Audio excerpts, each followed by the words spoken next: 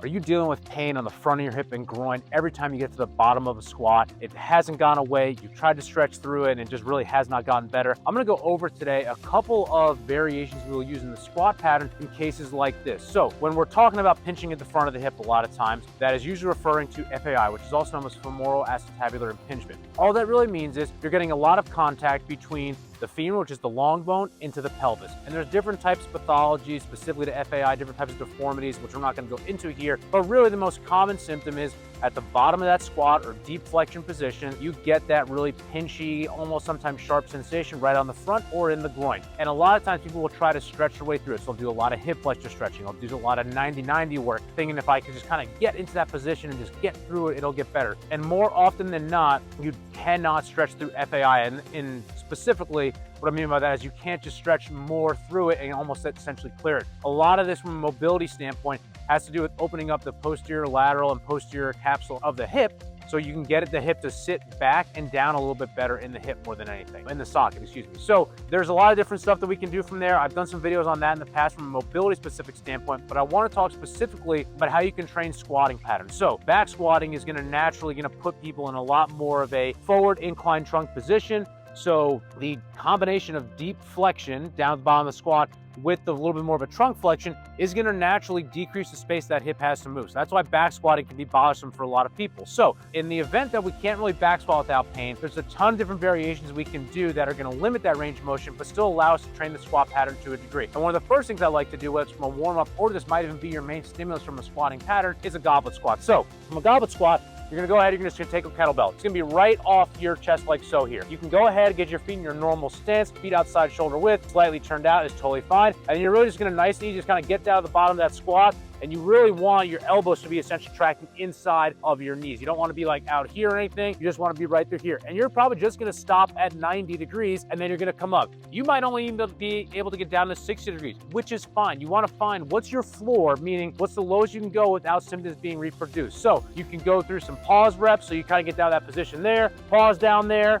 and then you're going to come up, and you could do then some continuous reps. So the goblet squat is a great way not only to work the squatting pattern, but honestly just to teach and reteach the squatting pattern. A lot of people are not able to squat with decent technique. So as a result, there's a little bit of that process early on the rehab process of reteaching, what are proper trunk mechanics, bracing, positioning from a lower body standpoint. So the goblet squat's a great teaching pattern, but also as a rehab tool more than anything. Now, the next thing we can do is a front squat. So depending on who you're working with, if you're working with someone that's a pretty active lifter or a CrossFitter, they're used to be able to get in that front rack position, that is fine. Or even if they've been used to doing that, but they really struggle with just getting in the front rack in general, it's okay to go into this kind of cross position like so. Really, it's a matter of what is a position that's gonna allow you to be as upright as possible without collapsing forward. So from a front squat, you're just gonna go ahead, you're gonna get underneath the bar here like so.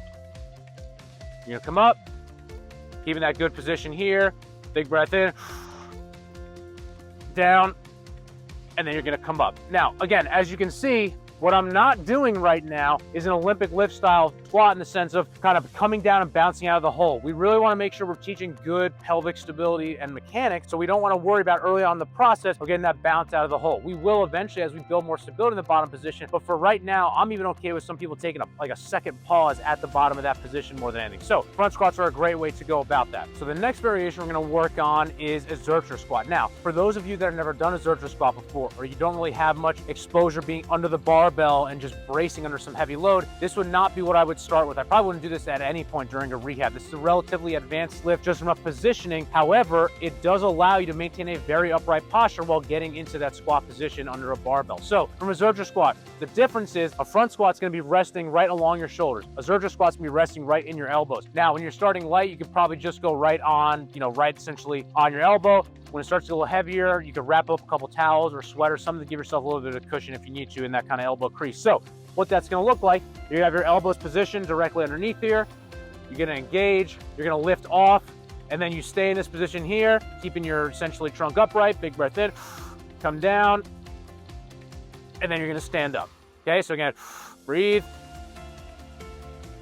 and then stand up. So again, this is something that is a very advanced lift. It can be a very powerful tool for those dealing with some kind of hip impingement, working a way to come back, but it's not gonna be for everyone. Like throwing athletes, I'm not gonna do this with. People that just have a history of some type of like elbow pathology, I'm not gonna do this with. There's a lot of people I wouldn't do this with. However, it can be a very powerful stimulus for allowing you to train that squat pattern, but also at the same time, really to isolate your breathing mechanics more than anything. All right, so one of the last variations we will do from a barbell squatting standpoint as we're working our way back towards full squatting is simply just a box squat more than anything. So there's a lot of different techniques. You can do the box squat. In the case that I'm talking about here, the box is gonna be more essentially of a cue the minute you feel you're reversing your direction. So I don't necessarily want you sitting on it. You're not really just kind of, plopping down on it. You really should have a controlled descent and then a quick reversal into that concentric up part of the lift. So start with a higher box more than anything. This is from a back squatting standpoint. Start with a higher box more than anything. It's gonna maybe stop you at about 45 degrees of flexion, and then gradually get down to a little bit lower at parallel. So I have a bench here. It's going to put me roughly right around parallel. Again, you can start like at a higher box, I would recommend, and then gradually work your way down. But what a barbell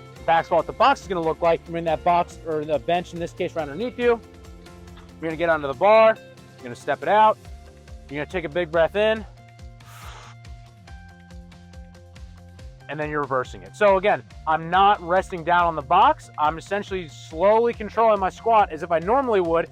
And then the minute I feel the box, I'm reversing it. So again, the box is going to instinctively and naturally limit that deep hip flexion position, which is historically provocative for those dealing with that hip FAI type symptoms. So those are 4 different types of ways you can get under either a kettlebell or a barbell when you're getting back into squatting after dealing with some type of hip pitching or impingement type symptoms. Now, that is just from a barbell squatting. You have to absolutely be addressing hip extension, so glutes, glute max strength, glute med stability, hip external rotation, adduction is going to be one that you eventually start to get to. You don't want to go too much with that, so squeezing in early on, and then some type of hip flexion. So it's a lot of activity modification and just managing your exposure to certain loads over a period of time, while also still trying to find ways you can keep training at a high intensity. So if you're dealing with these hip symptoms and you have a question on how to go about that from a rehab standpoint, leave your questions below in the comments section or subscribe to our channel for more content like this.